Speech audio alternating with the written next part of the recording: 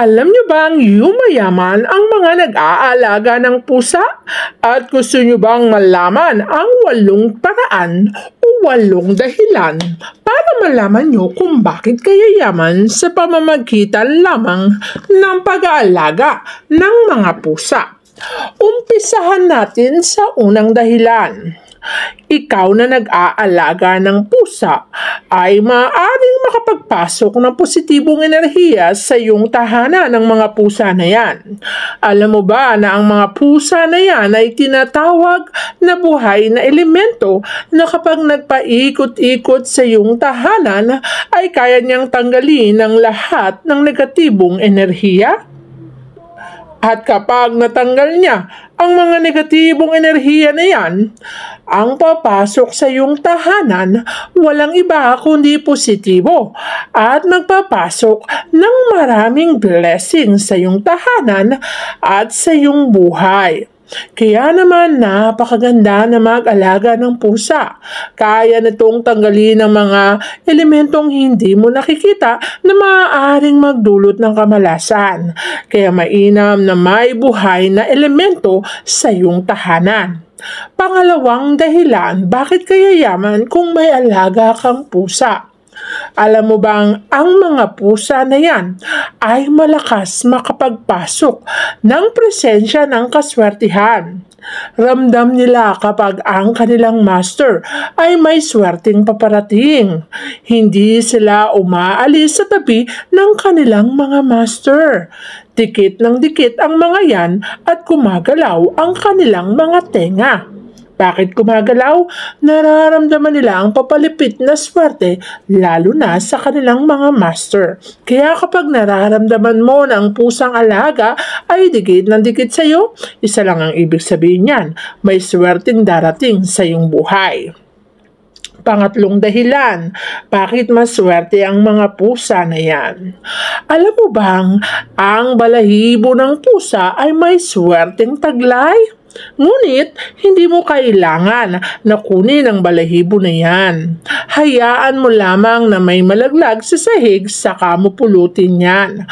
Pumulot ka ng isang balahibo at pagkatapos sumulat ka sa papel ng iyong kahilingan.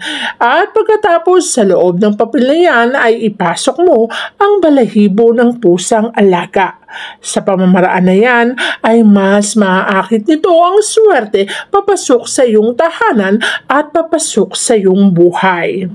Kaya naman kapag may pusa kang alaga at may balahibong nalaglag sa sahig, agad mong pulutin at sumulat ng kahilingan, ang kahilingan mo na yan ay matutupad sa iyong buhay. Pang-apat na dahilan bakit swerte ang alagang mga pusa. Sapagkat ang mga alagang pusa ay magsisilbing bantay sa iyong tahanan. Hindi lang negatibong enerhiya ang kaya nilang bantayan. Kaya din nilang magbantay ng mga elemento na nagbibigay ng kamalasan sa iyong tahanan. Mapapansin mo na pagbiglaan na lamang ang pusa mo ay hindi mapakali at nag-iikot sa iyong tahanan, nararamdaman nila na may bad elements o elementong ligaw ang pumasok sa iyong tahanan. Ang mga elemento na yan ay maaaring magdala ng kamalasan. Ramdam ng mga pusa yan. Kaya sila nagpapaikot-ikot para tanggalin ang elementong ligaw na yan na maaaring magdulot ng kamalasan sa kanilang master. Panglima, alam mo bang ang mga pusa ay may malakas na senses at ramdam nila kapag nasa panganib o magkakaroon ng panganib ang kanilang mga master. Umpisahan mo sa pag-alis sa iyong tahanan. Kapag ramdam mo na ang iyong alaga ay ikaw ay pinipigilan na para bagang humaharang sa iyong daraanan, isa lang ang ibig sabihin niyan. Nararamdaman nila na sa iyong pupuntahan ay maaaring may posibilidad na mayroong kamalasan. Nais ka nilang itaboy o paalisin o iligtas sa kamalasan na yan. Kaya madalas napapansin mo, pinipigilan ka nilang umalis sa iyong tahanan. Kaya makiramdam, baka ang panganib ay nasa iyong harapan na, kaya ang iyong alaga ayaw kang mapanganib o ayaw kang mapunta sa panganib, kaya sila ay humaharang. Pang-anim, ang mga pusang alaga na yan ay nagiging dahilan para matanggal ang stress o anxiety ng kanilang mga master. Ramdam kasi nila na kapag ang kanilang master ay namumblema, nasasaktan o kaya naman ay nahihirapan.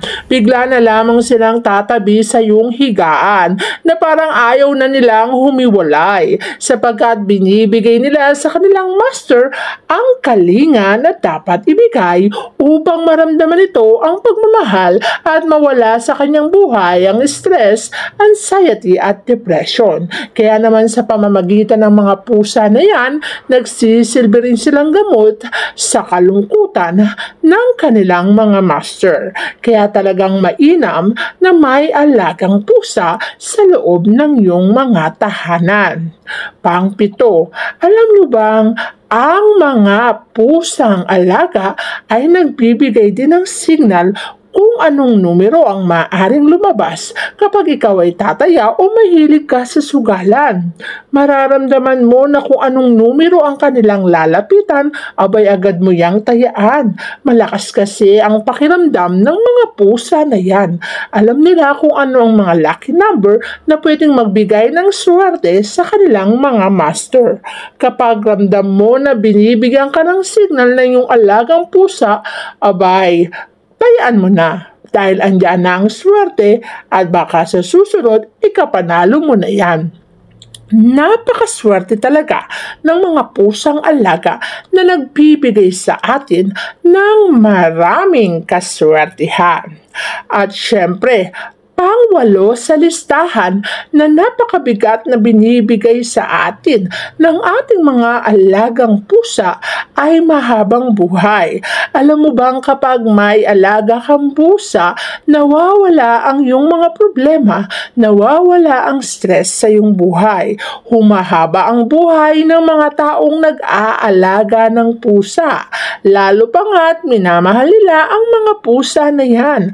Kaya naman kapag may alaga kang pusa, ramdam mo na ang mga sakit ay nawawala sa iyong buhay sapagkat napapalitan ito ng ligaya at napapalitan ito ng kasiyahan. Yan ay sa dahilang ikaw ay nag-aalaga ng pusa at ang pusa na yan ibinabalik sa iyo ang pagmamahal. Kaya naman ikaw at ang alaga mong pusa na yan ay tatagal ang buhay. Maraming nag-aalaga ng pusa na humahaba din ang kanilang mga buhay sapagkat ang pusa ay napakaswerte talaga sa ating buhay.